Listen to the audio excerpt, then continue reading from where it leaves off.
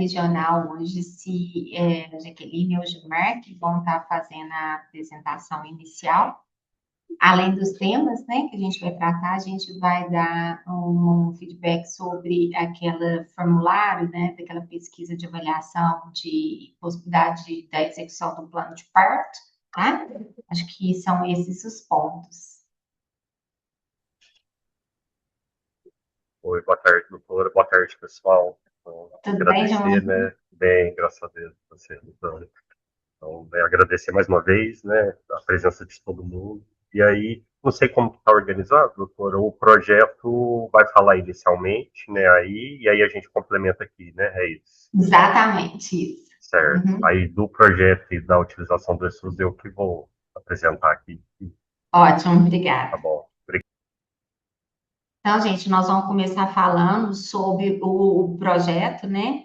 O tanto que é importante a gente começar a pensar que tem pacientes que precisam de um cuidado diferenciado, porque a situação tem uma complexidade maior que vai, né, para que a gente consiga cumprir, né, esse cuidado integral ao paciente, a gestante de alto risco especificamente, nós vamos precisar trabalhar de uma forma diferenciada, tá? E aí a gente tem que entender que hoje, né, toda a política de saúde, ela está baseada na coordenação do cuidado feito pela atenção básica, que é onde o paciente está e aonde que ele vai ser sempre seguido. E tem um conhecimento maior, né, de todas as outras questões, principalmente sociais, o conhecimento, a história de vida daquela pessoa, tá? E o outro ponto que a gente precisa também trabalhar muito é a integração entre as duas redes, a rede de atenção especializada e de atenção básica, porque num determinado momento a gente vai ter o cuidado feito pelas duas partes, e isso é fundamental. Se a gente não integrar e não conseguir fazer uma comunicação, a gente não consegue cumprir aí essa expectativa. Então, hoje nós vamos discutir um pouco de como organizar o cuidado da gestante, quem é que deve participar dessa organização e como que a gente garante, né, essa continuidade e a integralidade desse cuidado, né? Então, essa construção do projeto terapêutico singular, né, o que é isso?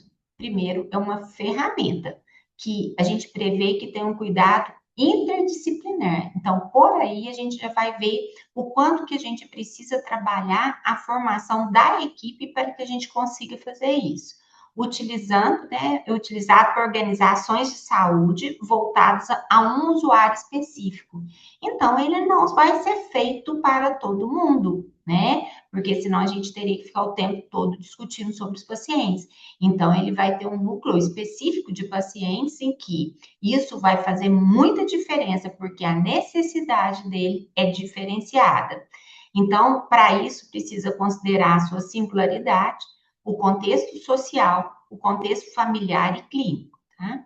E as etapas para que a gente consiga fazer essa estruturação é o diagnóstico ampliado, né, clínico, psicossocial e familiar. Daí a importância de isso ser desencadeado pela atenção primária de saúde, porque ele tem muito mais acesso a todas essas informações do ponto de vista psicossocial e familiar.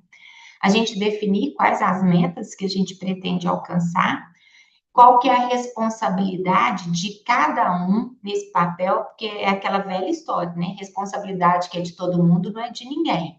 Então, na hora que faz esse projeto terapêutico, isso tem que estar bem claro, cada um sabe qual que é a sua parte.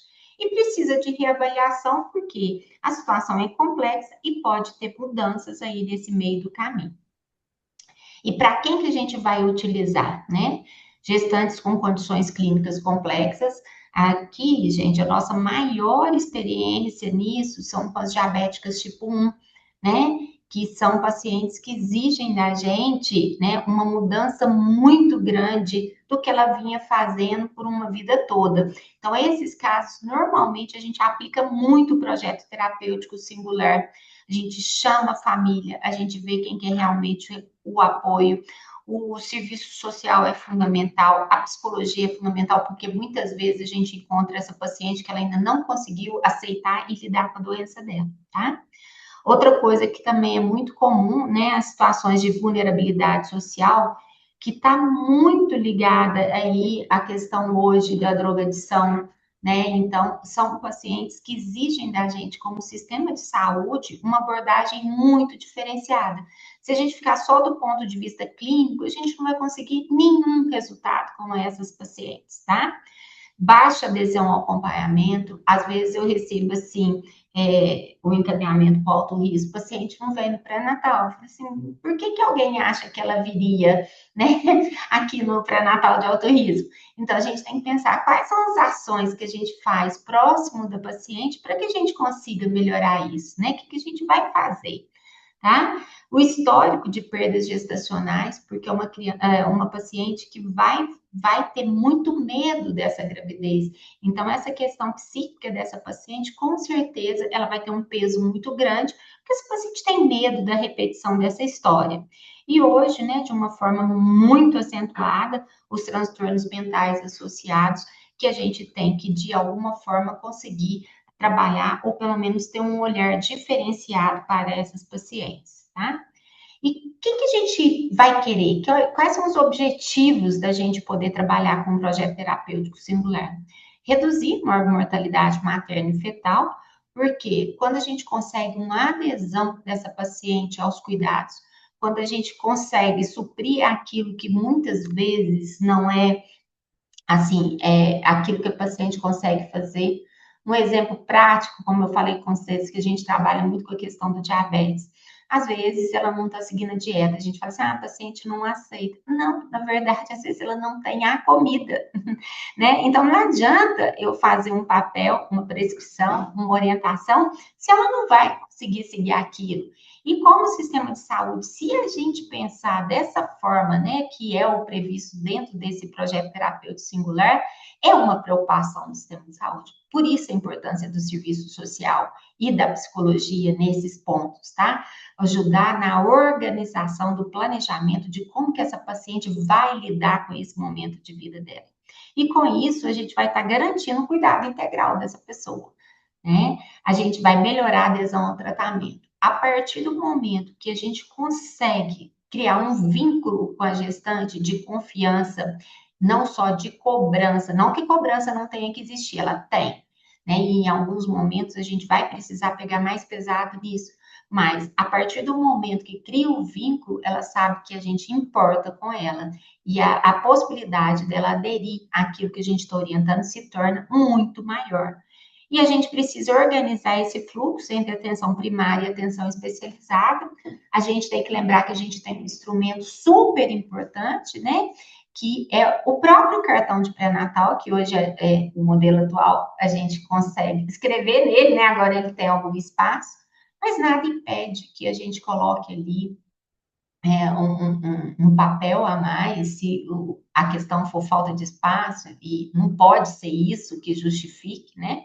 Mas, de uma forma geral, quando a gente coloca a conduta, né, a gente já está comunicando, fazendo esse fluxo entre os dois, da comunicação entre um e outro, já que o pré-natal de alto risco, o acompanhamento de uma criança de risco, todos eles, né, ele prevê aí o compartilhamento entre atenção primária e atenção especializada, né? E quais são as condições que são necessárias para a execução? É preciso que esse trabalho seja interdisciplinar. Nenhum profissional basta, tá? É preciso o trabalho em conjunto. E aí a gente precisa pensar que a gente vai fazer reunião periódica para discutir esses casos muito específicos. Aqui no nosso caso, o que, que a gente tem feito? A gente faz, às vezes, dentro de uma reunião que a gente chama do paliativo, que a gente faz essa discussão daquelas pacientes que têm um maior risco de perda ou dela mesma, ou da própria paciente, e a gente marca reuniões com a equipe, né, para poder procurar uma solução, uma proposta, um caminho para que todo mundo, né, vá seguir aquilo para poder atender aquela paciente. A gente precisa ter uma comunicação efetiva na rede, né? Referência e contra-referência bem estabelecidas. Eu acho que isso hoje a gente ainda tem muita dificuldade com as especialidades, né? Isso ainda falta organizar. a gente precisa registrar adequadamente no prontuário para que a gente consiga, né, ter essa organização nos dois locais, né, na atenção primária e na atenção especializada, e o plano precisa ser compartilhado entre os níveis de atenção. Então, não existe mais aquela questão da gente entrega, o alto risco entrega na atenção primária ou a atenção primária entrega na especializada. É preciso um compartilhamento de responsabilidade, tá? E a gestante, né, ela tem, né, a autonomia, ela tem capacidade de decisão quando bem orientada. Então, nós precisamos fazer uma escuta qualificada dessa gestante. A gente não pode mais fazer aquela questão de que a gente fala para os outros o que os outros têm que fazer. A gente tem que escutar, discutir e tomar uma decisão que é compartilhada. E para isso, se a gente não escutar, a gente não consegue. A gente precisa pactuar a meta, né? Eu sempre coloco para as pacientes, né, que dentro de um pré-natal, existe três partes que são fundamentais. A gente tem que fazer, eu tenho que chegar e conseguir examinar, fazer um diagnóstico, orientar, pedir exame correto, prescrever corretamente. O sistema tem que dar condição daquilo que é necessário para o acompanhamento desse paciente acontecer. E a paciente tem a parte dela, porque se ela não faz a parte dela, nenhuma dessas outras duas coisas vai dar certo. Então, essa responsabilização, ela é extremamente importante e a paciente não pode ficar ali num papel de vítima só, receptora de cuidados, né? Ela tem que saber que ela participa ativamente do plano dela de cuidado, né? O respeito às singularidades culturais e sociais. Então, assim, quando a gente começa uma frase, se fosse eu, já começou tudo errado, porque cada pessoa tem sua estrutura, né? Sua estrutura psíquica, sua estrutura cultural, o meio que ela vive, as condições de acesso que ela tem. Então, isso tudo precisa ser respeitado, porque se eu fosse eu, provavelmente as minhas decisões seriam diferentes. Então, a gente, como profissional da saúde, não vai impor isso. A gente vai discutir e fazer esse planejamento de acordo com o que aquela gestante ela consegue fazer, tá? A gente precisa do apoio da gestão, né? Precisa ter tempo para reunião, porque se a gente põe uma agenda que é toda de atendimento, como é que para discutir os casos, né? A gente precisa de educação permanente e talvez, assim, por acreditar tanto nisso que nós estamos aqui há tanto tempo fazendo essa integração entre as duas redes, e a gente precisa ter fluxo muito claro e muito bem definido, certo? E para formar equipe, né? Não é uma coisa fácil.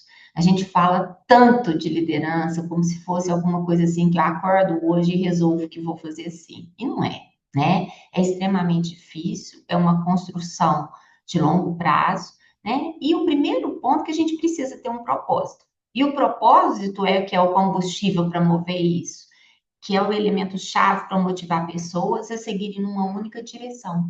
Senão, o que que a gente pega? Todo mundo trabalhando muito, mas cada um indo para um lado, e aí não vira nada.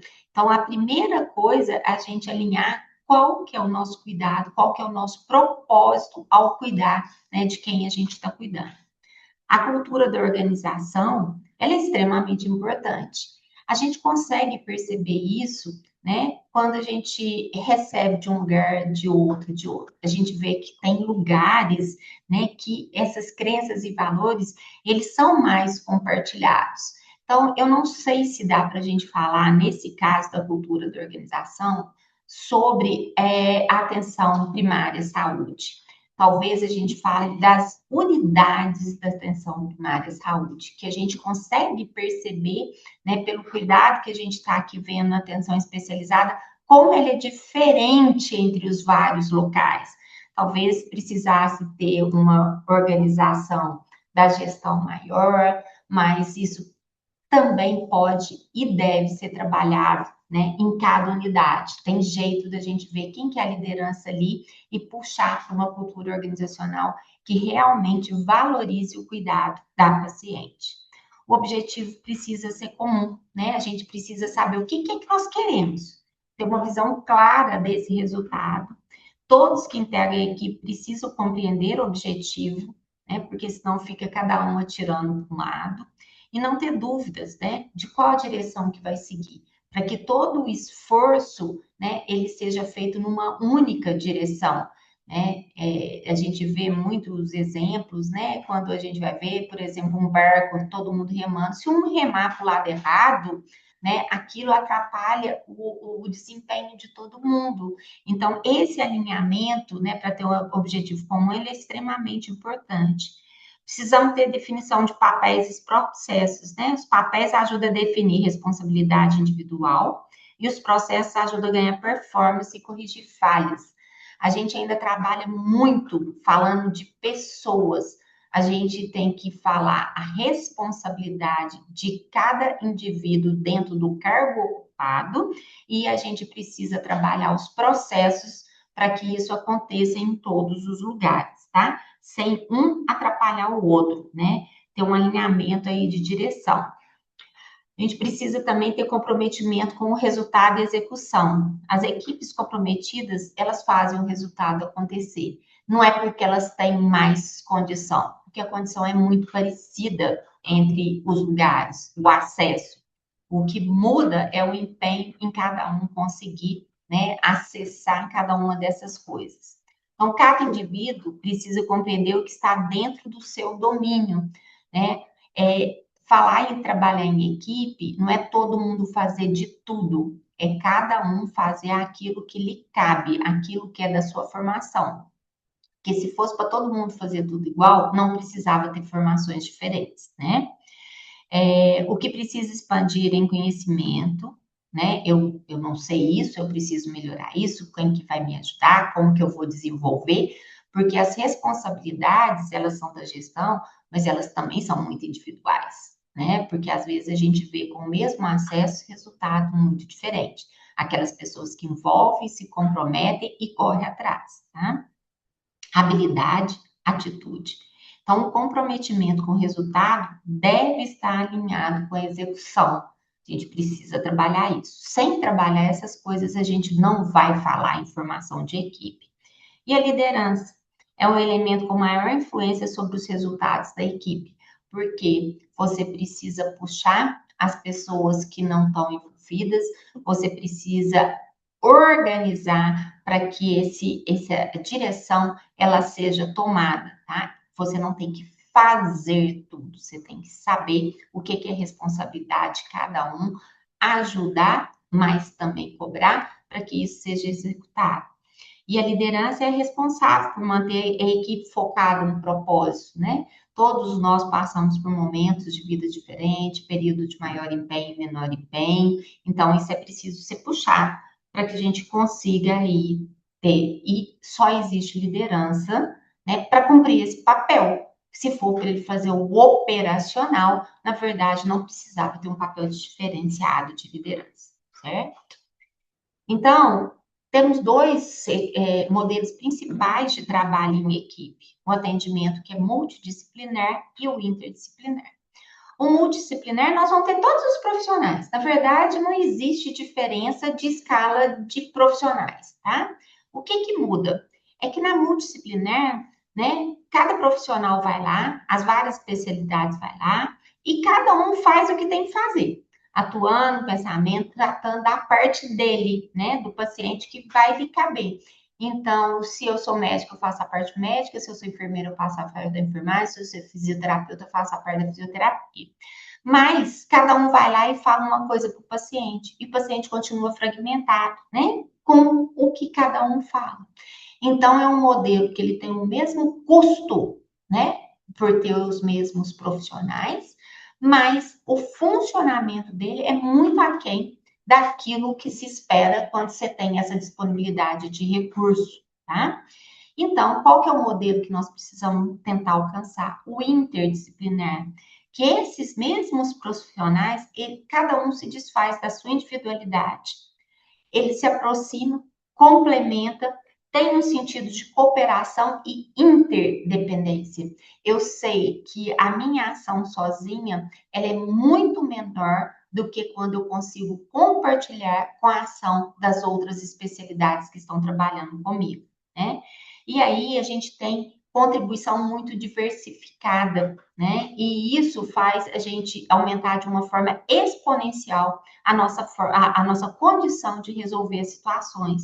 Mas elas têm que ser integradas, senão o que, que cada um vai saber, o que, que o outro está falando, o que, que o outro está fazendo. E a gente tem que ter aí uma unicidade de objetivo. E aí, se eu não consigo fazer com que essa equipe reme na mesma direção, eu não consigo fazer um desenvolvimento de uma equipe para poder chamar de interdisciplinar, tá? E aí, gente, é predominância de respeito, criticidade em clima interativo. Então, não é que eu não posso falar do outro, eu tenho que falar, mas é uma crítica para construir, para crescer, para melhorar a ação do outro, tá? E isso vai gerar aí uma renovação permanente, né, dessa atividade.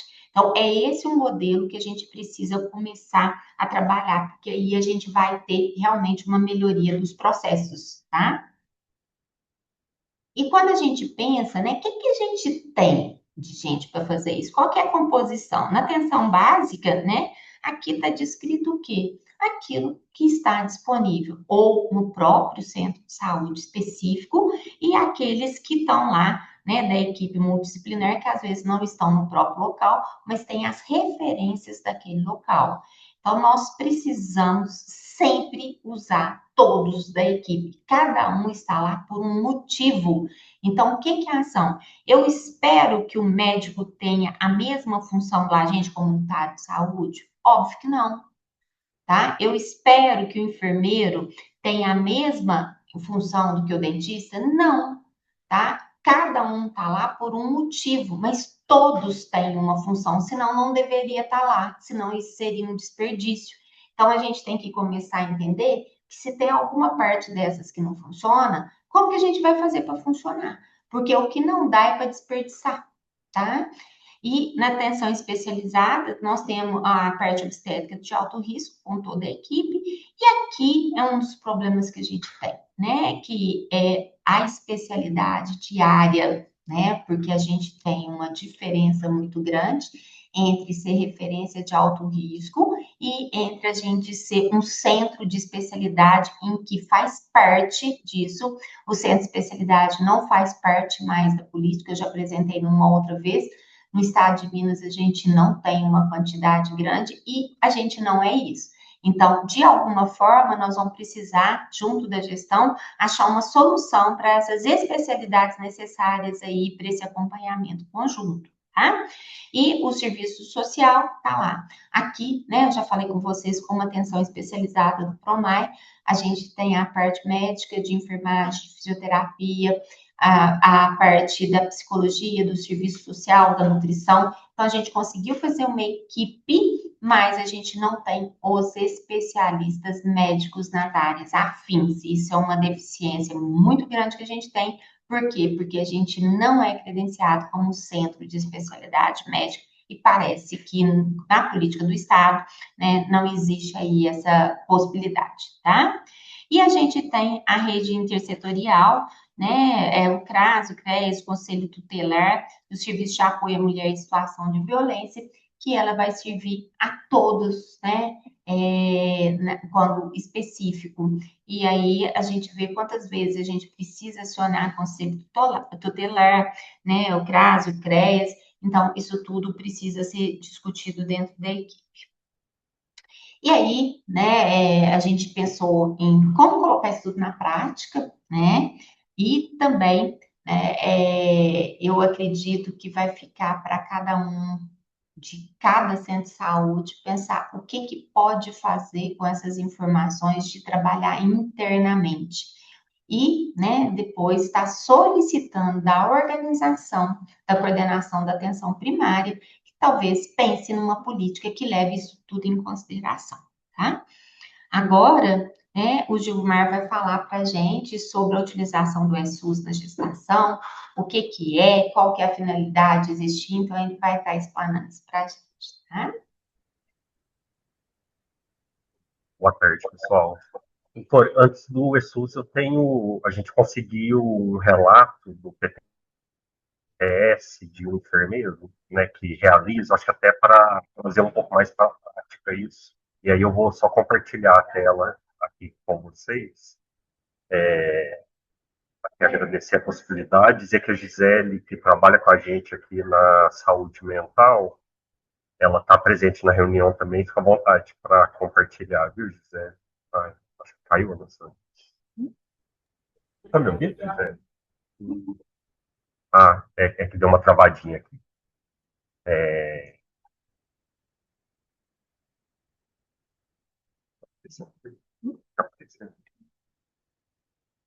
Pessoal, então, só para. Acho que a doutora Maria Paula trouxe pontos muito importantes, assim, dessa lógica de como que é o PTS. E aí, assim, só de forma complementar, né, eu acho que é um grande desafio, né, trabalhar com PTS, acho que por dois motivos. O primeiro, ela já explanou tão bem, né, que é essa dificuldade que a gente tem ainda de superar, eu nem sei se a gente pode dizer que a gente está no multi, né, disciplinar, acho que em alguns locais nem isso, né, mas de superar esse modelo multidisciplinar para um interdisciplinar, né, quem sabe no futuro, lá chegar no transdisciplinar, né, que a gente se mistura aí, né, como profissões.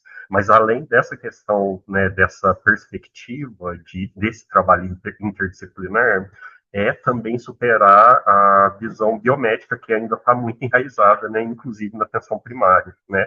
Então a gente trata, né, e a gestante entra aí, né, nem sei se tratar é a melhor palavra, mas como alguém que necessita basicamente ali de, né, de cuidados médicos, de medicamentos, né, e aí o PTS ele vem também para superar um pouco essa visão, né, de que esse modelo ainda é um modelo melhor, né.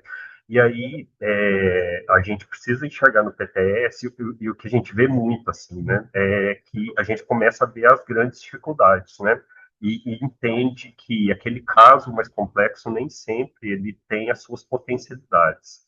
Então, o PTS também é um exercício de enxergar naquelas situações as potencialidades que existem, né? Seja na relação ali com a usuária, né, com a gestante, seja na relação com a equipe, né? Então, é esse momento de troca que vai fazer com que, né, haja crescimento. E aí, então, a gente sai um pouco dessa, né, é ruim usar, mas a gente sai um pouco dessa zona de conforto, né? Porque a partir da realização do PTS, aquilo que a gente tinha como certeza, a gente começa a ver também possibilidades, né? Então, ele permite que a gente, né? E aí eu até uso um pouco a perspectiva da redução de danos, né?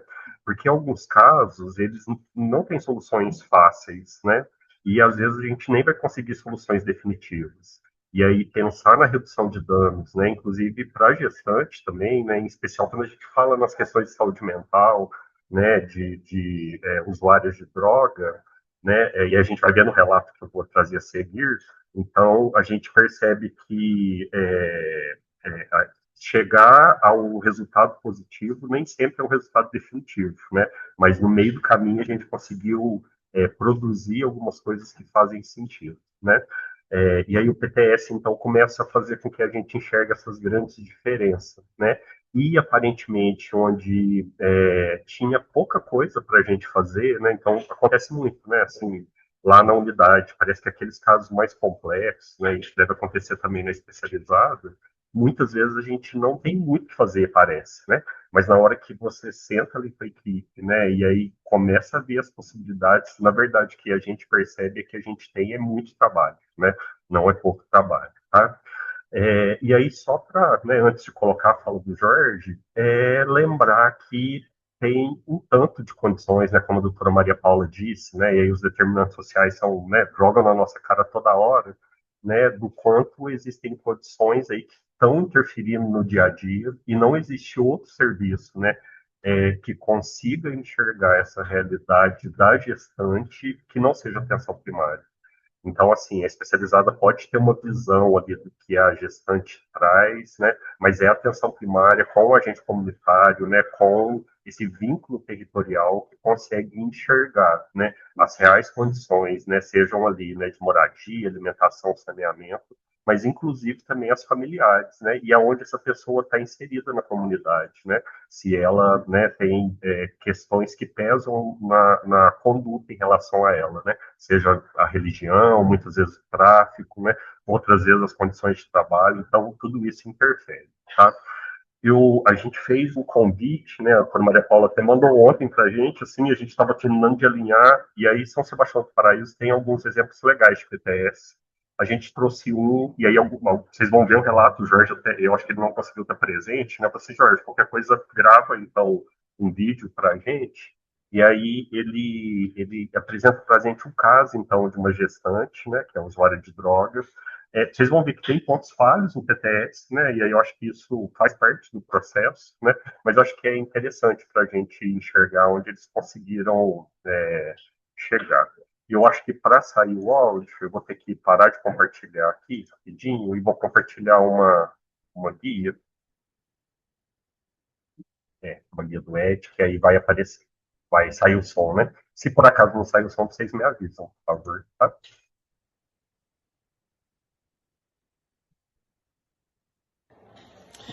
Bom dia a todos, me chamo Jorge, sou enfermeiro, responsável pela unidade USF Planalto, aqui da cidade de São Sebastião do Paraíso. Atualmente a gente, né, tem bastante gestantes né, de alto risco, onde acompanhados aqui na unidade, né, e na atenção terciária aqui da Santa Casa de São Sebastião do Paraíso, né, na parte do ambulatório também. E a gente, né, foi surpreendido ano passado com uma gestante usuária de crack, né, na segunda gestação, a mesma com um vínculo, né, até positivo aqui na unidade. A gente conseguiu ter uma adesão muito boa com ela, né, que dentro da unidade a gente conseguiu, né, por parte de orientação, tanto nas consultas de enfermagem, a parte médica, a gente tentar trazer ela mais para a unidade, né, para ela que não ter esse vínculo aí com as drogas, com a rua. Essa gestante teve, né, algumas recaídas, né, aí foi aonde eu, né, organizei o projeto terapêutico singular dela, alinhando com o CAPS, né, com a parte do CREAS também, por parte da assistência social, né, envolvendo ali toda a parte da família. E foi para ela, né, foi muito bom, porque até o 7º mês, né, de gestação ali, ela conseguiu ter uma adesão muito boa, né, nessa parte do projeto. Ela conseguiu, né, permanecer no CAPS. Aqui no município a gente tem o CAPS AD, o infantil, e tem o CAPS Paraíso também. E no CAPS AD ela conseguiu ficar um período, né, bastante tempo ali com eles, tanto nos finais de semana, para que ela não tivesse, né, essa recaída com as drogas e o álcool. E nisso, né, no projeto, eu criei esse projeto já vinculando ela com a parte psicológica, a parte da nutrição, né, para que essa criança, né, viesse, né, com saúde e ela tivesse também proporcionando uma qualidade de vida, focando no cuidado, né, que é o projeto terapêutico busca isso para o paciente, e as consultas médicas aqui na unidade, né, na parte secundária e terciária também, que ela conseguiu, né, tanto o CAPS levar essa gestante nas consultas na Santa Casa, os ultrassons, exames de sangue do primeiro, segundo e terceiro trimestre, todos foram feitos, né? O nosso maior medo era ela estar contaminando com alguma IST, e durante todo esse período a gente foi fazendo todos os exames, tanto teste rápido como de sorologias, né? E todos vieram negativos, então isso foi, né, um ponto muito positivo.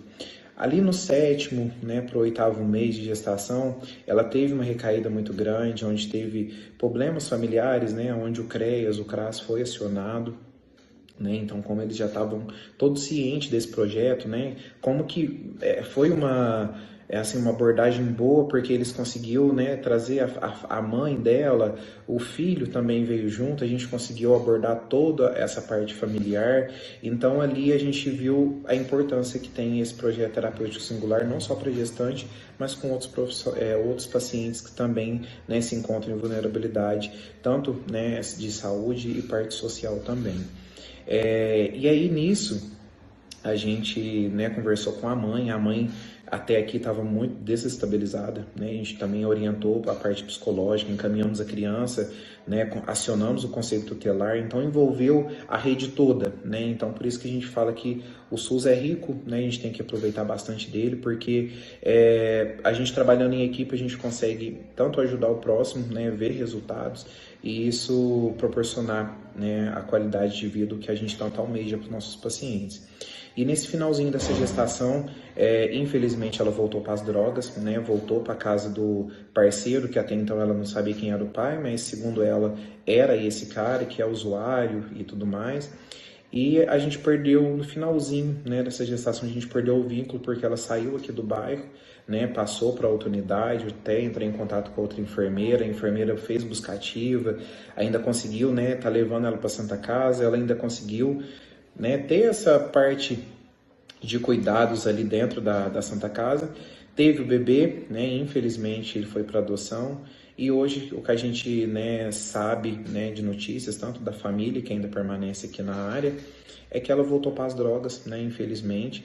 E aí a gente já fez toda a parte de ofício, protocolo, e a gente mandou novamente para o CREAS poder, né, tá ajudando, levando ela para uma casa de apoio e, né, ver o que consegue organizar para ela. Mas finalizando, o projeto terapêutico foi ótimo durante essa gestação para ela, foi o que ajudou essa criança a nascer saudável, né? Veio uma criança sem nenhuma patologia, então foi assim, eu enxergo que o PTS para ela foi extraordinário, foi perfeito. Bom, e dando seguimento por parte do planejamento, né, tudo iniciou devido ao matriciamento, né, que a gente retomou aqui, que após a pandemia a gente tinha dado uma parada, e com esse matriciamento, né, com o CAPES, com o psiquiatra, o médico aqui da unidade, a gente visualizou essa importância, né, de estar criando esse projeto terapêutico singular para essa paciente e para outros aqui que a gente criou, né, essa em específico como gestante. Tudo começou, né? Fui desenhando ali com a agente de saúde, né? Tanto em buscativa, visita domiciliar, trazendo essa gestante para dentro da unidade, né? Chegando aqui, a gente já faz a parte do técnico de enfermagem, aferição de pressão, peso, altura, todos aqueles dados, né, importantes ali da parte do técnico. Verificação de cadastro, né, ali por parte do recepcionista, do agente de saúde. Então isso tudo a gente deixou muito bem, né, estruturado por parte disso. Depois vem comigo, né, na consulta de enfermagem, aí a gente já aborda, né, todos os trâmites, já começa a desenhar o PTS ali, inclusive o projeto eu fiz junto com ela, né, presente aqui com ela, mostrei para ela a importância do projeto, o que era o PTS, para ela poder ter uma dimensão, né, de como que o SUS, né, vamos pensar assim, que colocou ela como o centro e nós todos como, né, em torno dela ali para poder ajudá-la mesmo. Então eu acho que foi isso que ela teve essa adesão, que ela sentiu, assim, estão olhando por mim, né? Então aqui envolvendo a minha parte de enfermeiro, orientei muito bem ela sobre todas as fases da gestação, até porque ela já tem um filho, né? Ela já passou por essa experiência, inclusive ela já era até usuária, só que ela falou que na outra gestação foi muito tumultuada, foi muito difícil, ela não vinha na unidade. Foi assim, uma gestação no escuro, né? Segundo o relato dela mesmo. E aí aqui a gente já, né, passou diretamente para o médico, a médica já introduziu ela na linha de cuidados, então assim, já foi, né, como alto risco, a parte secundária e terciária já foi todos muito bem orientados sobre o caso. E aí ali dentro do matriciamento a gente já começou, né, eu já mostrei o PTS e a gente alinhou isso com o CAPS. E aí o CAPES já abriu as portas, falou a gente está aqui para a gente poder atuar, para a gente poder trabalhar junto, e foi ótimo, né? Então aqui dentro, né, nessa linha do CAPES também, tanto por parte psicológica, psiquiátrica, né, a parte de enfermagem também lá dentro, ajudou muito nesse projeto, que é o que deslanchou, né, onde ela teve muito contato. Vamos dizer que por mais que ela tinha contato com a gente aqui na unidade, no CAPES ela tinha muito mais, porque ela era todos os dias, né? Então lá dentro do CAPES também, ela teve uma abertura muito boa, uma aceitação muito positiva, o que é muito difícil, né? Dentro de um CAPES a gente entende que tem vários pacientes ali com vários sofrimentos mentais, usuários já, então assim, é muito difícil. A adesão lá e a dela foi muito boa. Até os exames, coleta, a gente já faz as coletas de sangue aqui dentro da unidade, então o CAPS trazia ela aqui por questão de vínculo, né, porque a gente não perdesse esse vínculo com ela. Aí a gente já até falava assim, vamos fazer os testes rápido hoje, talvez a gente fazia até o teste a mais, né, do que o Ministério preconiza, mas a gente priorizava isso até por questão de vínculo, né, questão de um cuidado a mais. Depois ali a gente já fez o SUAB, né, com 35 semanas, por mais que ela já estava assim, já não estava querendo vir mais, então a gente ainda conseguiu, até esse foi o último, né, o último ponto ali foi essa coleta de SWAB e os exames do terceiro trimestre de ST.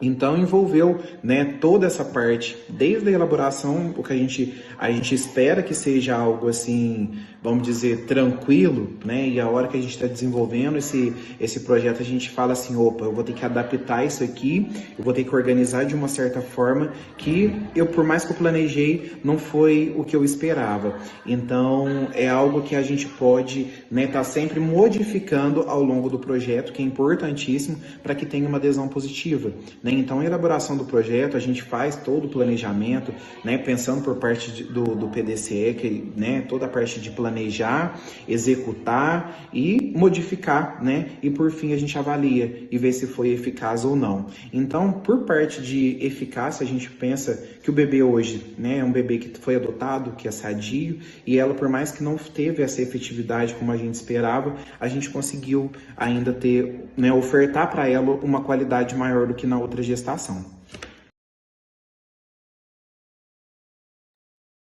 Pessoal, então esse foi o relato, né? O Jorge é enfermeiro lá em São Sebastião do Paraíso, então, e acho que no final a gente, né, abre, né, eventualmente, né, se alguém quiser fazer um comentário. Só queria compartilhar aqui, né, para encerrar essa parte, né, ele mandou para a gente, né, o modelo utilizado lá, aí a Gisele até ao fim também, se quiser comentar, né, esse modelo foi elaborado até pelo CAPS, lá de São Sebastião do Paraíso, né, e tem sido um dos instrumentos orientadores, assim, né, do município, né, para contribuir. Ele é mais voltado para a saúde mental, né, mas ele é muito possível de ser adaptado né, a outras realidades, né, se não for uma situação de saúde mental, tá bom?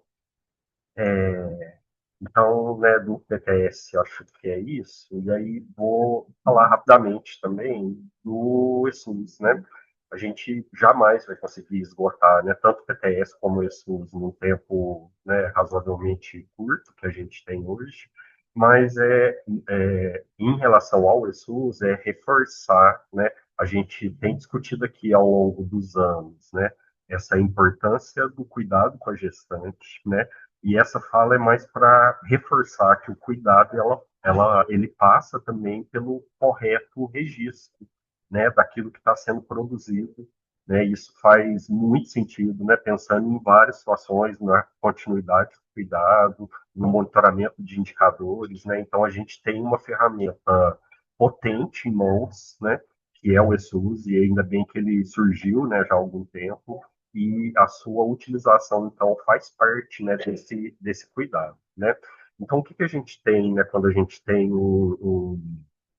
é, é, pode ser que surja, né, com dificuldades de informação, quando a gente não tem algo estruturado, essa fragmentação da informação. Então, né, com o ESUS e para quem usa o PET especificamente, isso não é tão perceptível, né, mas para muitas equipes ainda, né, essa informação daquela usuária ainda é muito fragmentada. E se a gente for pensar, então, na conversa em rede, né, a gente ainda está nesse ponto, talvez, né, dependendo de fichas de papel, né, às vezes um e-mail, né, mas a gente ainda tem essa fragmentação, né. Outro ponto é que acontece muitas vezes, né, quando você não tem essa possibilidade, né, do registro eletrônico, né, com possibilidade de backup diário, que sobe diariamente para o Ministério, essa perda do histórico clínico, né. A gente vai falar um pouquinho em que pé que está o SUS hoje, né, mas hoje a gente tem, né, com a RNDS, um ganho de possibilidades, né, de acompanhamento da gestante de qualquer usuário de uma forma que há pouco tempo atrás a gente não conseguia ter, né? E aí o que acontecia muitas vezes, a gente ouve esse relato até hoje, né? Ah, encaminhei, então, a gestante talvez menos um pouco, né? Mas a gente vê de outros usuários, né? A pessoa vai para o cardiologista e o que tem de retorno do cardiologista é aquilo que o paciente traz, né, falado, né? Ou se você precisa, né, ligar e entrar em contato, dependendo do caso, né? Então, essa conduta baseada num relato verbal ali, né? Então, o que que é o ESUS, gente? Ele foi criado em 2013, né? A gente tinha um sistema na atenção básica que era bastante deficitário, não era um prontuário eletrônico, era chamado de CIAD, né, em 2013, desde 2000, na verdade, né, já havia uma discussão da importância de pensar um sistema mais integrado na atenção primária. Então, em 2013, saiu a primeira versão, que era uma versão somente em fichas, né, e continua até hoje, né, então ela tem lá a coleta de dados, né, por meio de fichas, por exemplo, uma atividade coletiva a gente faz por meio da ficha, mas que com o passar do tempo foi incorporando o prontuário eletrônico e a cada dia ele tem ficado mais robusto. Então, hoje, ele é um sistema oficial de registro longitudinal do SUS. Não existe município que mande os seus dados para o Ministério, pensando inclusive em financiamento, que não use o SUS, mesmo quem usa o sistema próprio, né? Então, vou dar um exemplo aqui, né, na região Monte Santo, Passos, São Sebastião do Paraíso, que usam o sistema próprio, para mandar esses dados para o Ministério, obrigatoriamente ela precisa passar pelo SUS, né? Então, de qualquer forma, aquilo que foi registrado no atendimento, ele sobe, né, para um banco de dados acima do SUS que a gente vai falar. Então, o que, que ele integra? Ele integra dados clínicos e dados assistenciais, né? Então, aquilo que se faz clinicamente, aquilo que se faz assistencialmente, mas não só isso, né? Talvez o que a gente utilize pouco ainda em algumas realidades é saber que aquela pessoa que está passando, ela é do território e essa informação do território, ela está lá no SUS. Então, assim, se o agente faz o papel adequadamente, de cadastro adequado, né, se todos os profissionais realizam o atendimento de forma adequada, esse prontuário ele fica muito completo, né? Ele vai estar vinculado ali na microárea, o cadastro familiar, o cadastro individual, né? Então, ele é um grande banco de dados muito importante para a atenção primária, né? E aí, hoje, a gente pode dizer que ele é a base para o monitoramento para a gestão do cuidado, né? Então, se você tem um SUS bem alimentado, você pode confiar, né, naquelas informações e nessa linha do cuidado que tem em relação a esse paciente, né? Como eu disse, né, a gente não vai esgotar o SUS aqui, mas só para entender, né? Normalmente esse é o modelo ideal. O que é o modelo ideal? Cada município tem a sua instalação, uma única instalação do SUS, e todos os serviços hoje, né, podem mandar essas informações para essa instalação, né? Então tem a atenção primária já faz isso há algum tempo, então tem o PSF Casarão, né, aqui em Passos. Ele digita lá, mesmo que seja no Viver, essa informação já chega no centralizador da Secretaria Municipal, e aí o Ministério tem expandido, né? Que outros serviços possam utilizar também, né, essa ferramenta para acompanhar o prontuário da pessoa. Então, né, aqui no exemplo, né, por exemplo, o CAPS pode utilizar o Centro de Especialidades, o CEL, e aí, qual que é a vantagem disso? A vantagem é que todo mundo vai ter em mãos, né, aquele conhecimento dessa pessoa que é comum lá no território, né? Então, se já é alguma coisa razoavelmente mais familiarizada ali para o território, território que eu digo é a equipe, isso amplia, né? Quando essa pessoa, por exemplo, passa na UPA e aí o registro da UPA também utiliza, né, o mesmo sistema para fazer esse registro aí, atenção primária, automaticamente já fica sabendo o que aconteceu. Então, tem se trabalhado muito nessa evolução. Quais são os pontos problemáticos ainda, né? A utilização, por exemplo, no CEL, na UPA, no centro de especialidade, não isenta que esses serviços ainda lancem sua produção no sistema de produção. Então, ela teria como se fosse alimento prontuário, né, via SUS. Entretanto, né, para essa produção subir, ela precisaria usar ali do CIA, né? Então, isso ainda o Ministério não conseguiu caminhar agora, né? E o que a gente está enxergando é que vai ser. Depois disso, esses dados sobem para o centralizador, né, nacional, e depois disso, a gente não vai falar dela hoje, mas isso sobe para uma grande rede integrada que chama RNDS.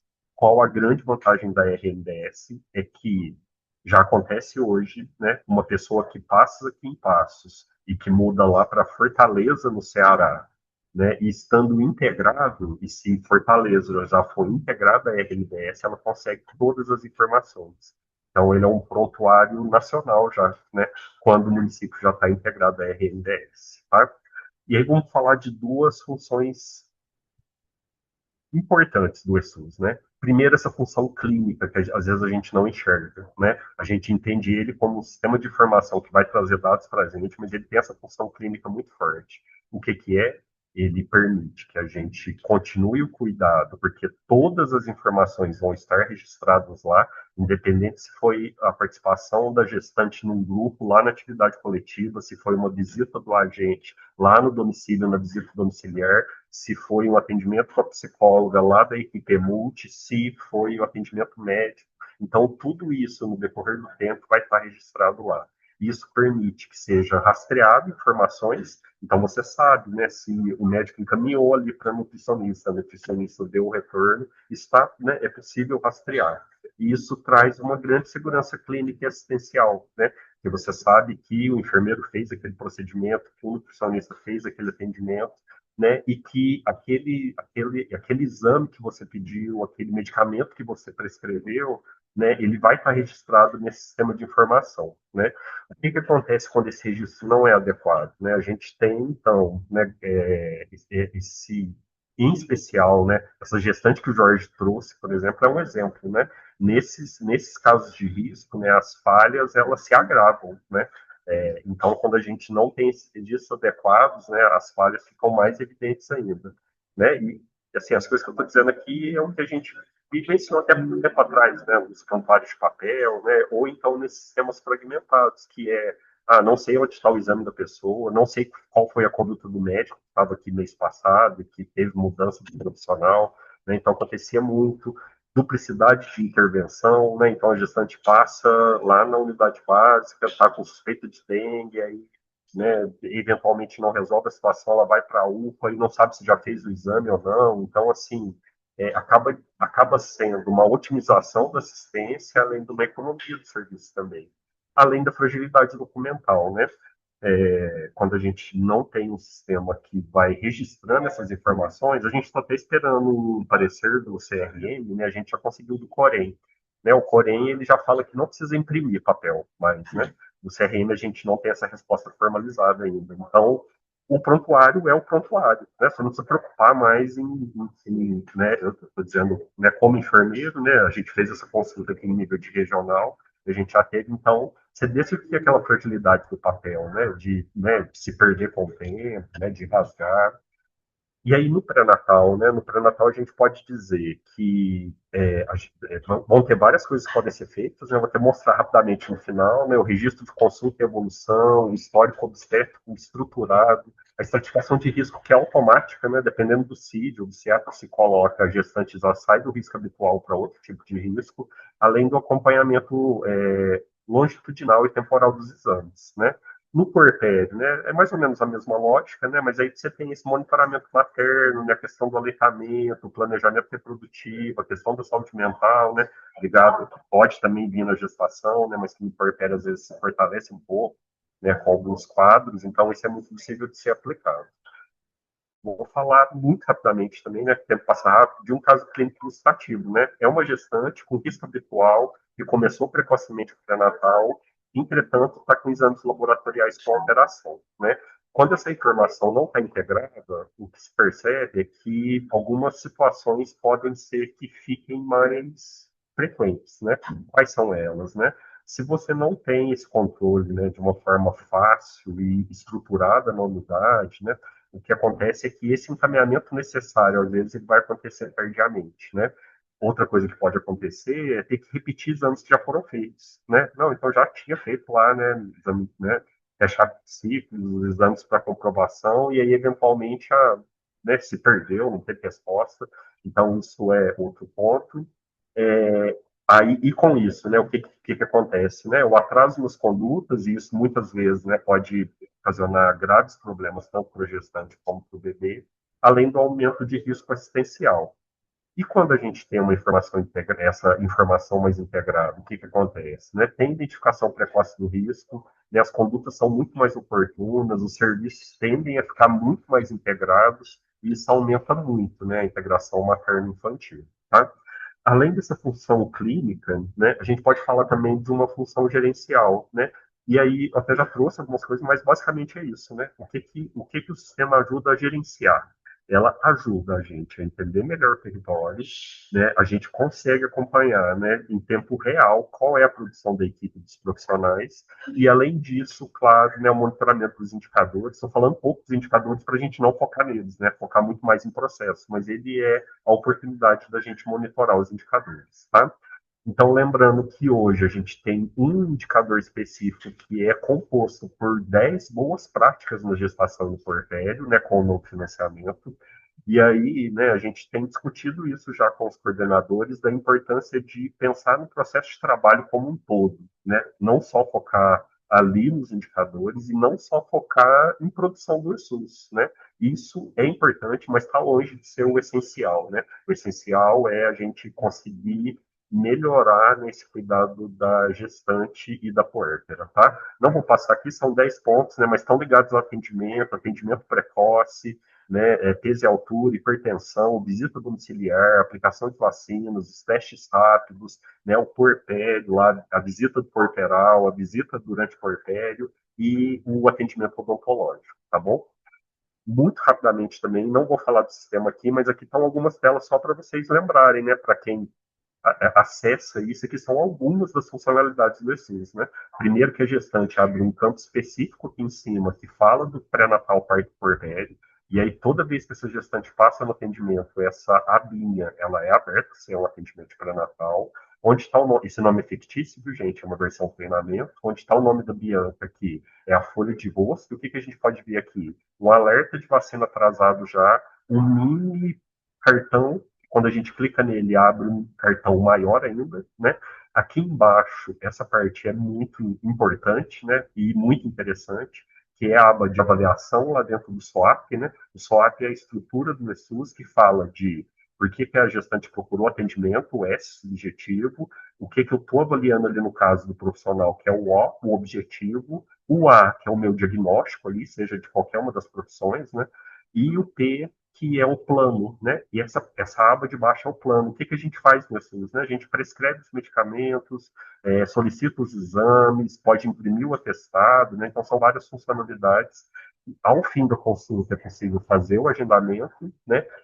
Aqui tem um histórico, né? Está muito pequeno, mas só para vocês, né, relembrarem, né, a importância e o que temos hoje, né? O histórico, já tem o grupo de exames, né, em que o médico ou o enfermeiro, né, ele já marca aqui quais são os exames, isso pode ser editado, né, eventualmente o município tem um protocolo específico para diabetes, da gestante, aí ele pode criar um aqui, essa outra aba que está vermelho e verde é a aba da vacinação e que o sistema já mostra se a vacina está atrasada, está em dia, se o dado estiver alimentado. E no canto superior direito é um resumo do cartão, né? Aquele mesmo cartão que preenche manualmente pode ser impresso no ESUS. Por fim, né, só para mostrar mais algumas, né, o odontograma aqui que pode ser para todos os usuários, inclusive da gestante, esse aqui é a ficha do dentista. Lembrando aquilo que eu falei, que esse SUS ampliado, né, o Ministério tem tentado, né, buscar essa ampliação, né, para outros pontos, né, de atenção, e do lado direito aqui é a videochamada, né, então uma funcionalidade que também está presente, tá? Então, pessoal, a qualidade do cuidado, ela depende, né, muito diretamente também dessa qualidade da informação registrada, tá? Pessoal, então era isso minha fala, assim. Peço desculpas, eu acho que eu estendi um pouquinho, né, e agradecer aí a oportunidade. No final, né, se alguém tiver alguma dúvida, algum ponto, estou à disposição aqui. Obrigado, obrigado. Não, foi ótimo, a gente que agradece. O Mar esclareceu um monte de coisa que está fora aí da nossa realidade aqui da atenção especializada, né? Agora, já voltou o meu?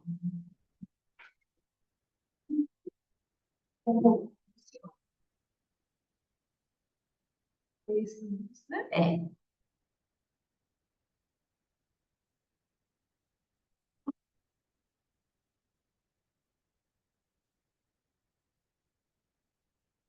Bem, agora de uma forma rápida, antes da Rosana apresentar a parte dela, né? O fluxograma de agendamento de partos e induções, porque é preciso ter uma organização para isso, né?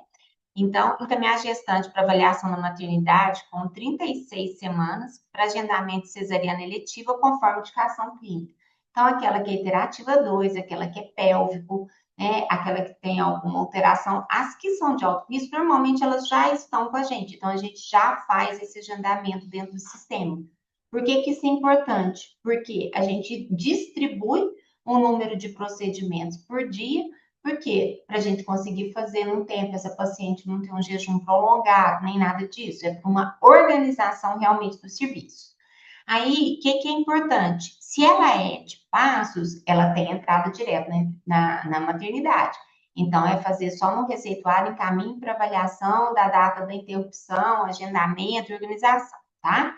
Se ela é de fora, tem que pôr no SUS-Fácil. Não tem como a paciente vir aqui e só com encaminhamento no receituário fazer. Oficialmente, ela tem que passar e pedir a vaga que é para isso, para ela poder vir fazer o agendamento da data dela. E quando essa paciente não tem nenhum fator de risco maior, com 40 semanas e 5 dias, ela deve ser encaminhada para o processo de indução do parto, tá? Então, isso também é muito importante que seja feito. E aquelas que têm outras indicações, normalmente ela já vai estar no alto risco, e no alto risco a gente já vai fazer isso, certo? E o encaminhamento para o PROMAI, ele está funcionando bem, tá? Então, via e-mail vem um formulário padronizado, ele deve ter informações claras para a gente avaliar, né, e agendar as consultas conforme os critérios estabelecidos no guia de atenção. Gente, eu queria pedir muito atenção em relação a isso. O número de consultas, ele está muito acima daquilo que é previsto, então isso faz com que o tempo de espera seja maior, e isso é muito ruim, tá? Porque às vezes é lógico que eu sempre tento priorizar, então os que chegam durante a semana, na sexta-feira eu olho e na segunda-feira as meninas começam a dar o retorno já, né, dos da semana anterior com a data marcada e tudo. Então, esse fluxo ele não tem muita dúvida. E, assim, pelo amor de Deus, né, tem algumas letras que esse dia até respondi assim, do que eu consegui entender, né, é isso. E, às vezes, a paciente acaba perdendo essa oportunidade porque a informação não ficou clara para a gente. Tanto o que escrever e quanto alguém consegue ler do que está escrito, tá? Então, eu queria pedir para vocês esse cuidado aí. Agora, a Rosana vai passar e fazer a apresentação para a gente dos protocolos essenciais no cuidado ao recém-nascido, tá? Então, boa tarde, pessoal. Maria Paula pediu que eu falasse sobre o fluxo desse bebezinho, né, tanto na Santa Casa quanto na hora da alta dele. Então, funciona mais ou menos assim. O recém-nascido, chega, né, na Santa Casa através do atendimento da gestante, conforme todo esse fluxo aí que vocês já estão discutindo. É, a gente faz o atendimento do bebê na sala de parto, conforme as diretrizes do curso de reanimação, que a gente chama de NAUS, né? Então, ali na sala de parto sempre tem um pediatra e um profissional da área da enfermagem, né? Para a gente fazer ali os primeiros cuidados. De acordo com a iniciativa Hospital Amigo da Criança, existe um passo importantíssimo, né? Que é quando o bebê nasce bem, que ele está estável e não tem critérios para levá-lo ao berço aquecido, a gente coloca imediatamente após o clampeamento do cordão, quando é parto cesárea, e sem o clampeamento do cordão, quando é parto normal, no contato pele a pele. Então, esse bebê é retirado ali da mãe, né? Ele nasce, né? E aí, se for parto normal, no movimento de retirada, ele já é colocado no colo da mãe. E quando é cesárea, após o clampeamento do cordão, também em contato pele a pele. Esse é um dos passos da iniciativa Hospital Amigo da Criança e chama-se a Gold Hour, né? A hora de ouro, é a primeira hora de vida do bebê, onde ele vai sentir ali o calor da pele da mãe, os batimentos cardíacos, né? Já vai formando aquele vínculo afetivo com a mãe. Isso estimula a produção do leite materno, né? Então ela já ali com aquele intuito, né, de materno, de proteger, de amar aquela criaturinha que acaba de nascer, ela já está fazendo então um estímulo, um gatilho para que inicie-se assim a descida do leite, né, a produção do leite materno.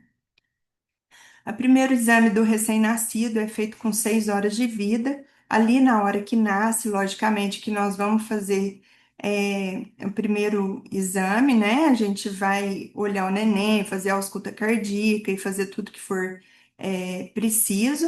E eu não falei aqui do bebê que nasce com critérios de ser levado ao berço aquecido, aqueles bebês que nascem com, às vezes, com alguma dificuldade respiratória, com hipotonia, com alteração do batimento cardíaco, né? E esses bebês têm critério para serem levados ao berço aquecido. E aí a gente vai iniciar as manobras de reanimação neonatal que eu havia falado antes. Os bebês que nascem bem ficam em contato pele a pele durante 1 hora, e nessa 1 hora nós vamos buscar fazer com que esse bebê já inicie o processo de mamada. Então, ali no colo da mãe, ele mesmo já vai procurando, né, o peito da mãe, já começa os primeiros movimentos de sucção, que é importantíssimo nessa primeira hora de vida, principalmente nos filhos de mãe diabética, né? Isso evita que o bebê faça hipoglicemia. É, Nesse momento, eu estou falando dos bebês que nascem bem, né? Como eu disse anteriormente, os bebês que nascem com critérios de reanimação ficam, então, no bercinho e, quando possível, eles são levados ao contato pele a pele ou, se não for possível, levado a um atendimento especializado ou em UTI ou até mesmo ali no bercinho, um atendimento pela parte da fisioterapia. Eu vou falar para vocês os nossos protocolos chefes, né? Assim, o que que a gente mais precisa usar ali no alojamento conjunto. O primeiro e o mais prevalente no alojamento conjunto é o nosso protocolo de hipoglicemia. São aqueles bebês que nascem e precisam ter as suas glicemias monitoradas após o nascimento, porque eles têm risco de fazer hipoglicemia. Então, eles são aqueles filhos de mãe diabetes com diabetes gestacional ou diabetes tipo 1, com ou sem uso de insulina, né? Falar, mas vamos fazer destro só nos bebês que a mãe usa insulina? Não. Com ou sem insulina, diabetes gestacional ou diabetes tipo 1. Os recém-nascidos pequenos para a idade gestacional ou grande, né? A gente tem uma curva onde a gente coloca o peso deles e a idade gestacional, e a gente faz ali nessa curva essa proporção, se ele nasceu com um peso inferior ao esperado ou superior ao esperado, e nesses dois casos a gente monitora também as glicemias. E também a gente faz dos bebezinhos que nascem prematuros e os bebês que têm o retardo de crescimento intrauterino. Então a gente monitora, e conforme o valor encontrado nas mensurações de glicemia, esse neném precisa ou não de alguma intervenção.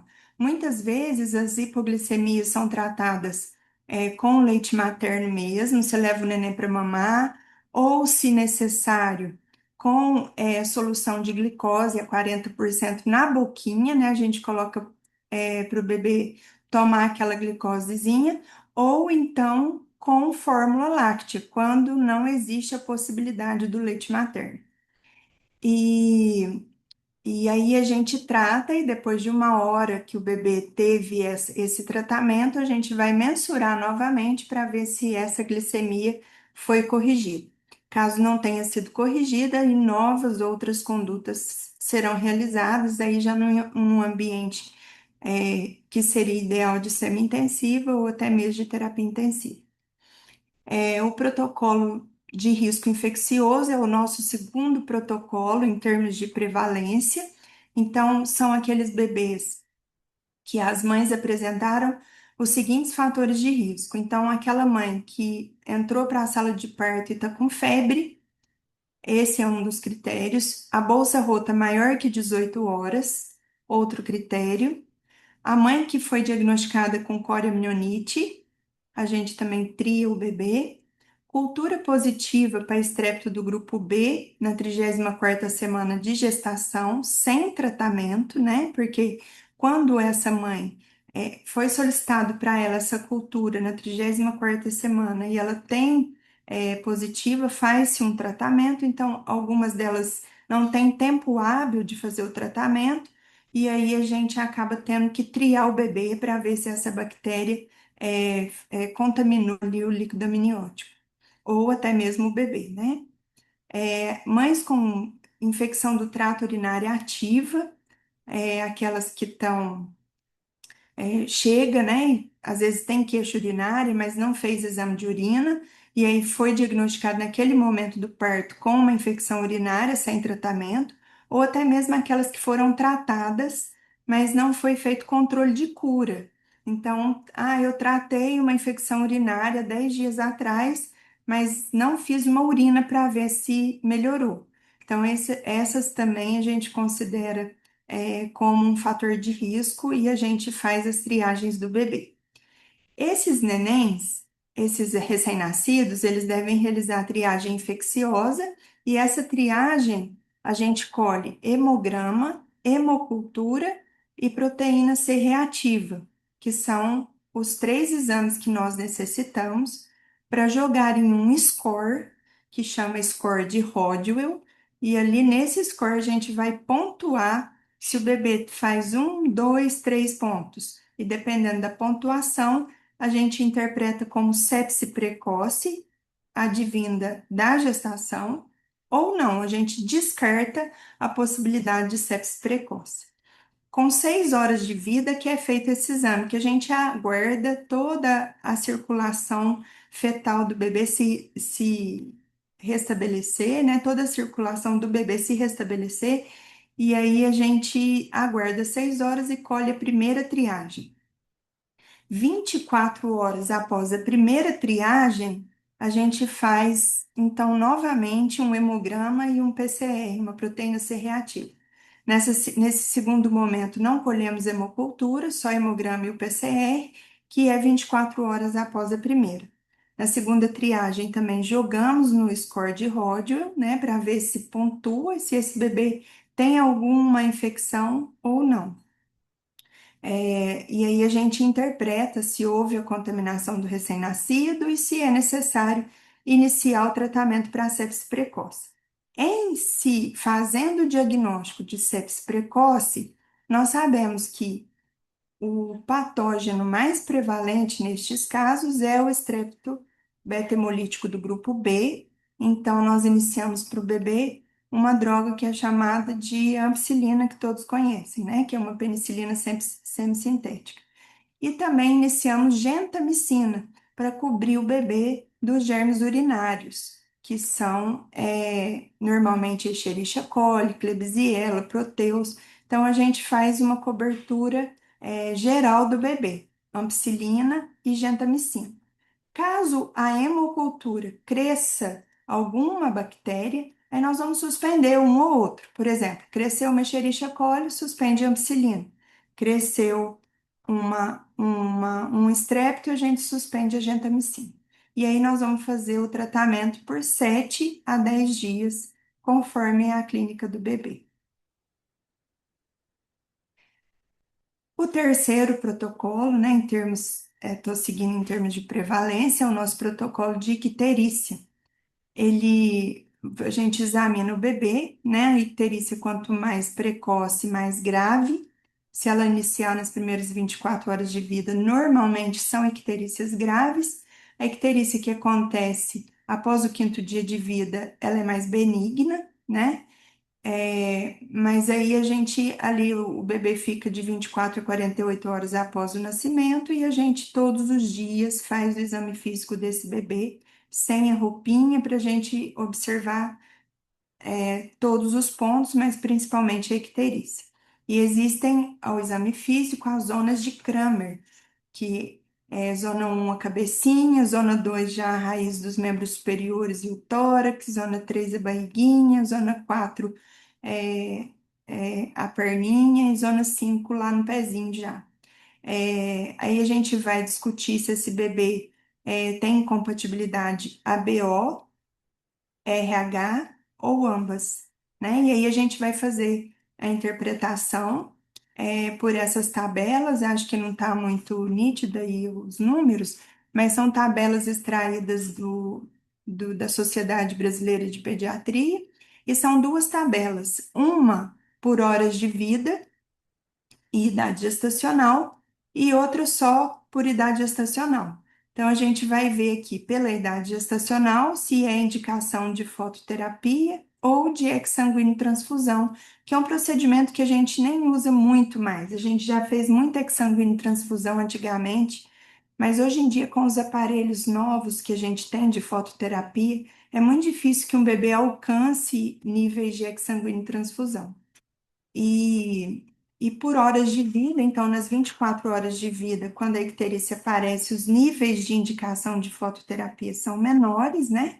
E aí, conforme as horas de vida, vai aumentando aí os níveis de indicação de fototerapia. Ali a gente coloca então o bebê peladinho com proteção ocular, porque aquela luz azul é, pode ser maléfica para a retina do neném, e a gente põe a proteção ocular, deixa peladinho com o aparelho de fototerapia a 30 centímetros do corpinho, e a gente vai medindo a irradiância da luz na pele do neném. E vai observando. A cada dia, dependendo do grau da icterícia, ou a cada 2 dias, quando o estado permite, a gente colhe um nível sérico de bilirrubina para ver se a gente pode tirar da fototerapia ou não. E existe uma outra tabela que é para tirar. Então, eu posso tirar o bebê com 3 dias de vida, com quanto de bilirrubina? Então, existe uma outra tabelinha também para a gente falar que a gente pode tirar o bebê e dar alta com tranquilidade. O problema é que muitas vezes acontecem os rebotes. Por que que acontece rebote? Se o bebê ficou em 5 dias em fototerapia, saiu com o nível correto, por que que acontece o rebote? Porque pode continuar acontecendo hemólise ainda, né? Por conta das incompatibilidades, mas principalmente porque ela vai se associar à icterícia do leite materno. Porque o bebê, ao ingerir o leite materno, ele ingere também hemácias. E aí, como ele está ingerindo hemácia, e aí o organismo do bebê entende que aquela hemácia não é dele, ele quebra aquela hemácia. E no que quebra a hemácia, faz aparecer as bilirrubinas. E aí, a icterícia do leite materno, ela acontece entre o quinto e o nono dia de vida. Então, muitas vezes tem associação da icterícia por incompatibilidade com a icterícia do leite materno. E aí, às vezes, lá pelo sétimo, oitavo, nono dia, a criança tem que reinternar para fazer fototerapia, justamente por conta dessa associação. Ah, deu alta precoce, não podia ter dado, essa criança estava ainda ictérica. Não, a gente não tira da fototerapia sem que os níveis estejam adequados para que a gente suspenda o tratamento. Mas pode sim acontecer esses rebotes aí e ser necessário reinternar o bebê. É por isso que depois eu vou explicar para vocês que a gente deixa então a porta aberta para que, se acontecer algum rebote, o bebê possa procurar o nosso serviço. O outro protocolo também, esse não fica muito em alojamento conjunto, os prematuros normalmente ficam em ambiente de terapia intensiva, por serem de cuidados semi-intensivos ou até mesmo de cuidados intensivos. Mas existem prematuros tardios, de 35 semanas, 36 semanas, que ficam em alojamento conjunto. Esses bebês, eles podem fazer alterações metabólicas, hidroeletrolíticas, eles podem ter instabilidade térmica, tanto hipotermia quanto hipertermia, e dificuldade de sucção, que é necessário, então, uma abordagem multidisciplinar para que a gente consiga fazer com que esse bebê coordene o ciclo de sucção, respiração e deglutição com tranquilidade e tenha alta com segurança. Então, na verdade, esses bebês têm que ficar um período maior, a gente deixa de 2 a 3 dias os prematuros tardios, né? E às vezes até por mais tempo os prematuros mais de 35, 34 semanas, para que eles aprendam a mamar de forma correta. E ele sempre precisa de uma abordagem multidisciplinar. E as STORCHs, né? Por fim, as STORCHs são 5 protocolos de recém-nascidos mais prevalentes, mas as STORCHs por si só já são vários protocolos, né? O S é de sífilis, né? TO de toxoplasmose, o R é de rubéola, que graças a Deus está erradicada do nosso meio, o C é de citomegalovírus, o H é de herpes e o S é de sida. E ainda faltam aqui as hepatites, né? Hepatite B e hepatite C. Então, a gente vê no nosso dia a dia que as mais prevalentes com certeza, a sífilis, né? Disparadamente, aí que a gente tem visto uma epidemia de sífilis, e a toxoplasmose, que muitas vezes é contraída na gestante pela ingestão de carnes de vaca ou de porco mal passada, tendo cada uma delas um fluxograma específico e complexo. Deve ser consultado todas as vezes que aparecer um caso desse, um caso de uma dessas distorces, a gente tem que consultar o fluxograma, porque qualquer falha na interpretação pode custar aí sequelas neurológicas, sequelas de visão, sequelas auditivas graves no bebê. E aí, sempre que a gente detecta alguma dessas doenças, esse bebê é acompanhado por nós no PROMAI.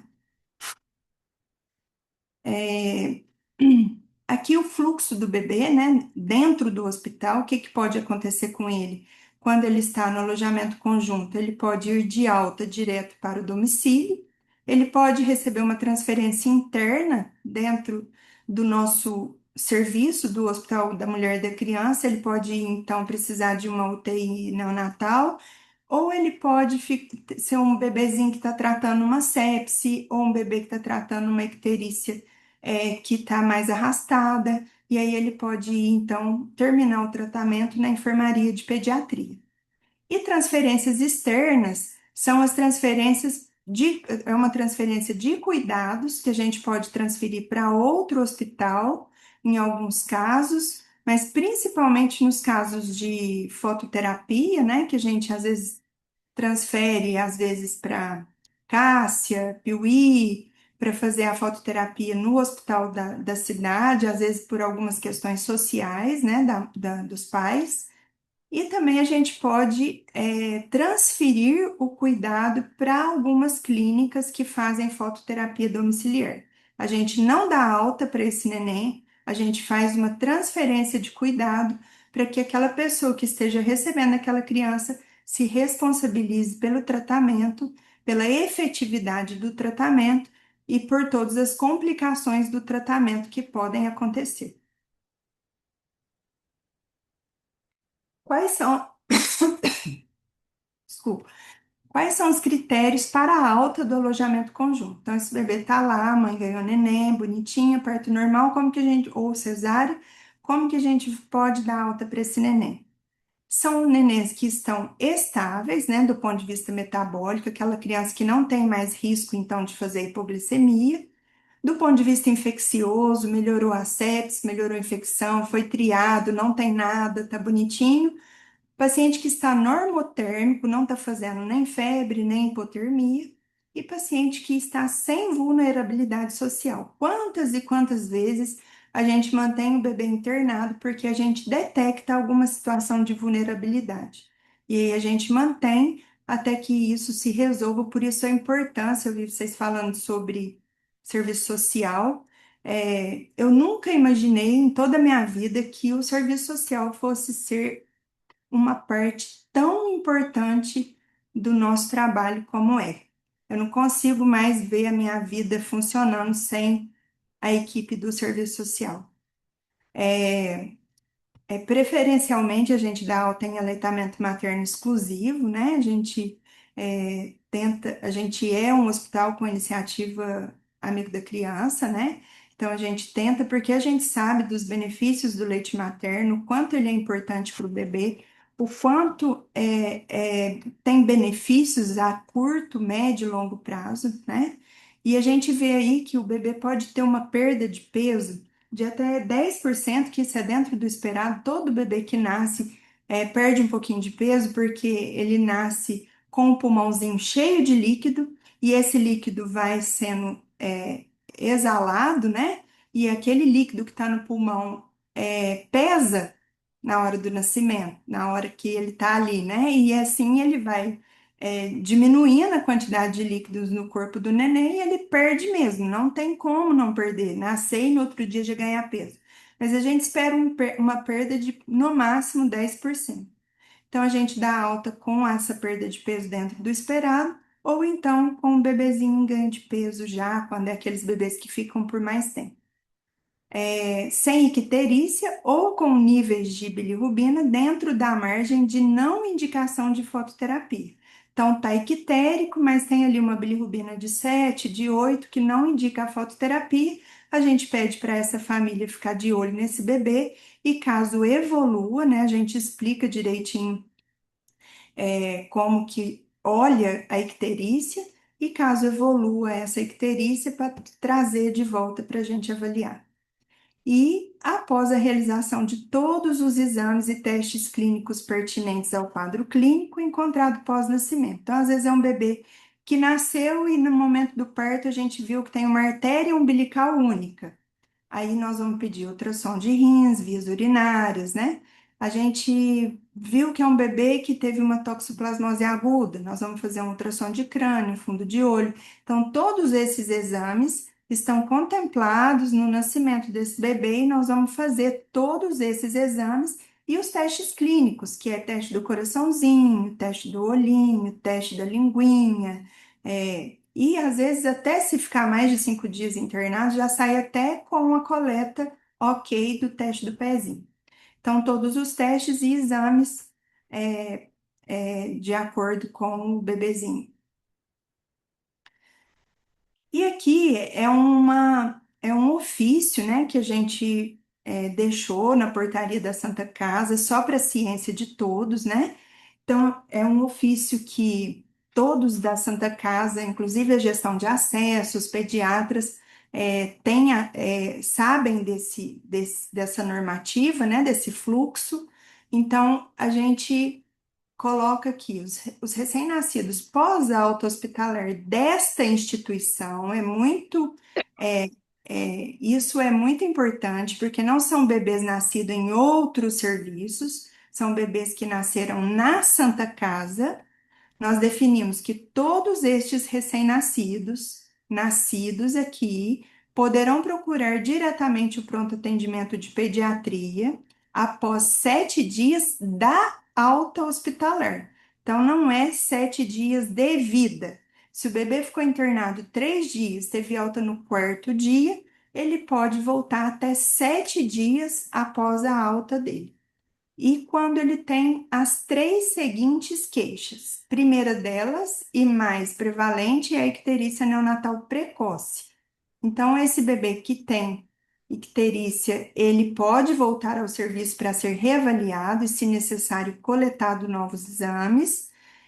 O bebê que tem febre, por algum motivo, ele desenvolveu uma febre termometrada e, e muitas vezes essa febre é por desidratação, porque às vezes a mãe não conseguiu dar o peito direito, está insistindo na amamentação, ele tem uma baixa ingesta hídrica, isso faz com que ele tenha um distúrbio eletrolítico e faça febre. Então, esse motivo também a gente recebe esse bebê para reavaliar, e aquela mãe que não está conseguindo amamentar, que fez fissura, que o bebê não está mamando, está perdendo muito peso, a gente recebe todos esses 3 casos de volta até 7 dias após a alta. Então, nós deixamos a unidade de pronto atendimento pediátrica liberada para esses casos, não é necessário regulação pelo SUSFácil, e eles serão então reavaliados. Todos os outros critérios, qualquer que seja, segue o fluxo de regulação previamente definido, certo?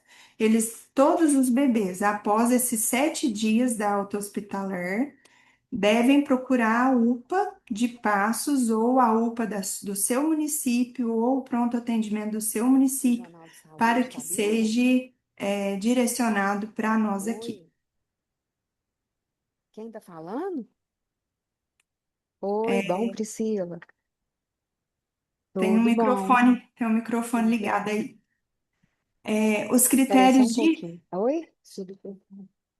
tem uns critérios aqui que são crianças que vão para o PROMAI.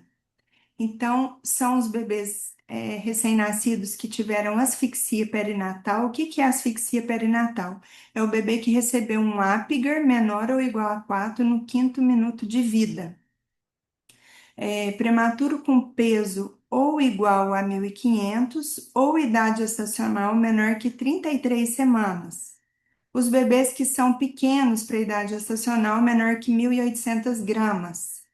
Bebês que tiveram hiperbilirrubinemia, que são as icterícias graves, com bilirrubina maior que 20. Bebês com malformações congênitas, com síndrome genética a esclarecer e com as estorches, que aqui eu acho que eu que esqueci de colocar, que são os bebês acompanhados das estorges, que foi aquele caso que eu falei previamente. Então, esses bebês têm indicação de PROMAI, eles já saem com uma folha do PROMAI preenchida e quando é durante a semana já sai com a consulta agendada. Se ele não sair com a consulta agendada, a gente deixa mais ou menos linkado essa situação para que essa mãe consiga consultar aí pelo menos nos primeiros 15 dias de vida.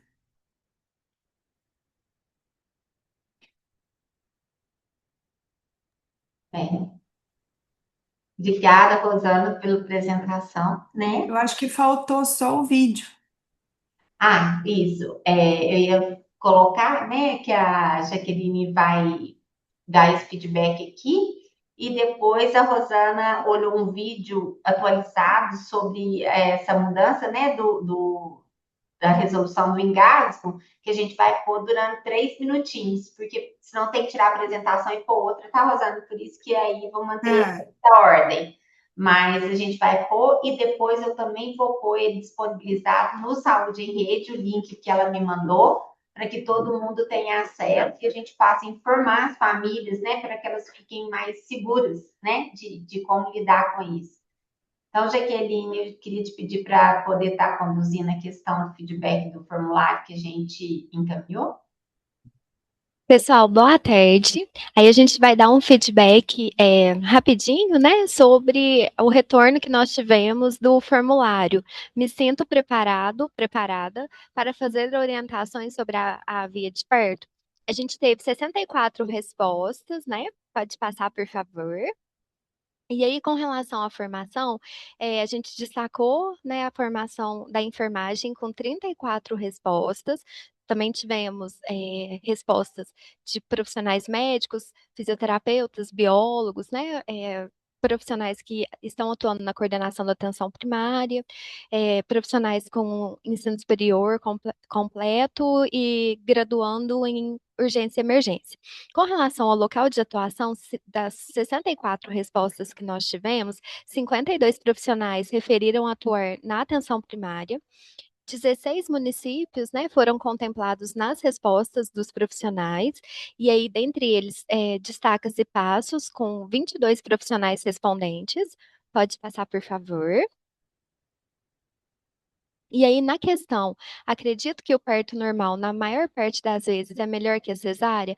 63 profissionais responderam que sim, 57 profissionais responderam que conhecem as principais indicações clínicas da cesárea, e com relação às ações e orientações sendo baseadas em quê? 42 profissionais responderam que fazem as ações e as orientações baseadas no conhecimento sobre as principais indicações clínicas da cesárea. Pode passar. Durante o cuidado pré-natal, 62 profissionais responderam que há momentos para orientar a gestante sobre o plano de parto e 43 referiram conhecer tanto a estrutura quanto o funcionamento da maternidade.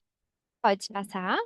E aí, pessoal, para concluir, 50 profissionais acreditam estarem preparados para apoiar, né, na construção do plano de parto, fazendo aquele alinhamento entre os desejos e as expectativas da gestante com o que é tecnicamente seguro e oferecido de acordo com a realidade da maternidade. Então, é um retorno, né, das respostas que nós tivemos, e aí a gente agradece os profissionais que responderam o formulário. Obrigada.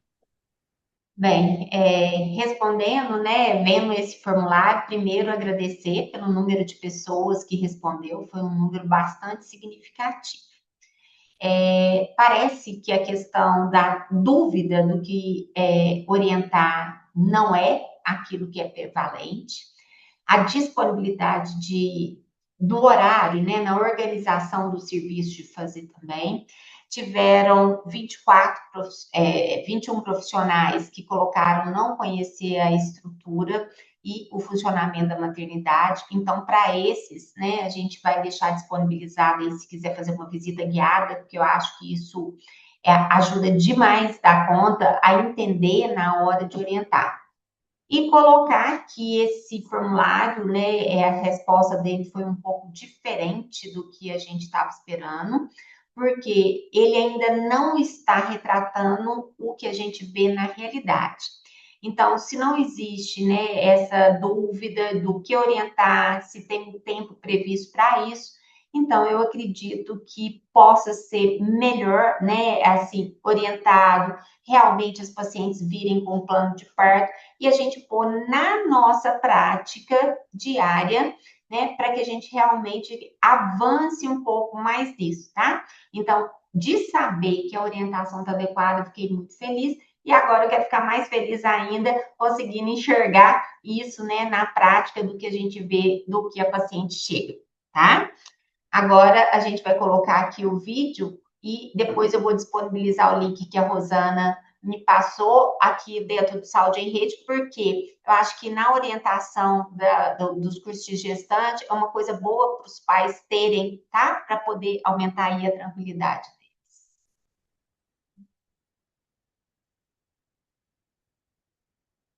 deles. Oi? Tá aparecendo? Tá.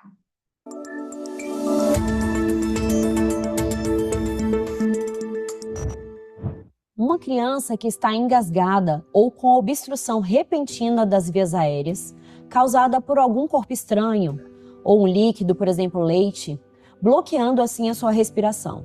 Ela vai apresentar agitação motora, palidez, a respiração ela pode ficar ruidosa, pode apresentar também tosse e a coloração pode ficar azulada, ou seja, cianótica, principalmente em face e extremidades.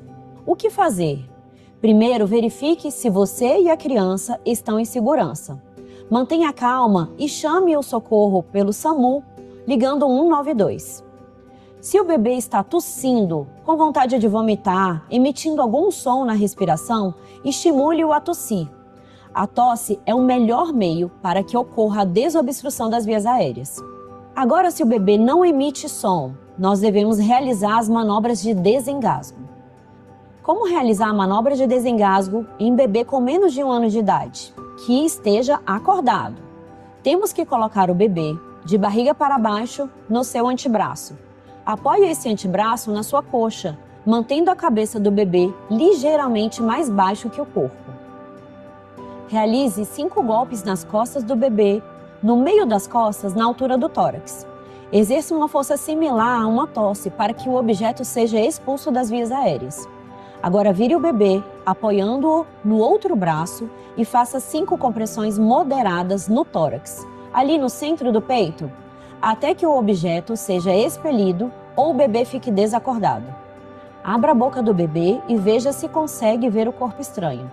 Tente remover com o dedo em pinça, mas se não enxergar o objeto, não tente retirá-lo. Mantenha a manobra até que ocorra a desobstrução das vias aéreas ou que o bebê fique desacordado. Caso o bebê fique desacordado, deite-o no chão ou numa superfície rígida e inicie as compressões torácicas. Com 2 dedos, no centro do tórax, faça compressões aprofundando 4 centímetros do tórax e deixando esse tórax retornar. A cada 15 compressões, observe a boquinha e verifique a possibilidade de retirar com o dedo em pinça o objeto ou o corpo estranho. Continue as manobras até que o SAMU chegue. Caso o corpo estranho seja expelido, coloque o bebê no seu colo, deixe a cabeça e o tórax mais elevado que o corpo e aguarde o socorro chegar. E o que não fazer? Não ofereça líquidos, não sacuda o bebê e nem deixe ele deitado. Jamais deixe o bebê desacompanhado.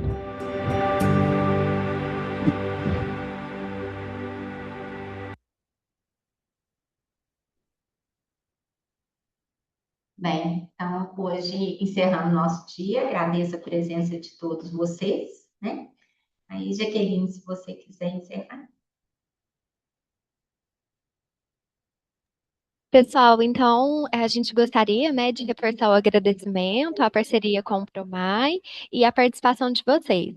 Aí nossa próxima qualificação vai ser no mês de março e aí previamente a gente faz a divulgação por e-mail, tá? Então, muito obrigada pela participação de todos e tenham todos uma boa tarde. Obrigada.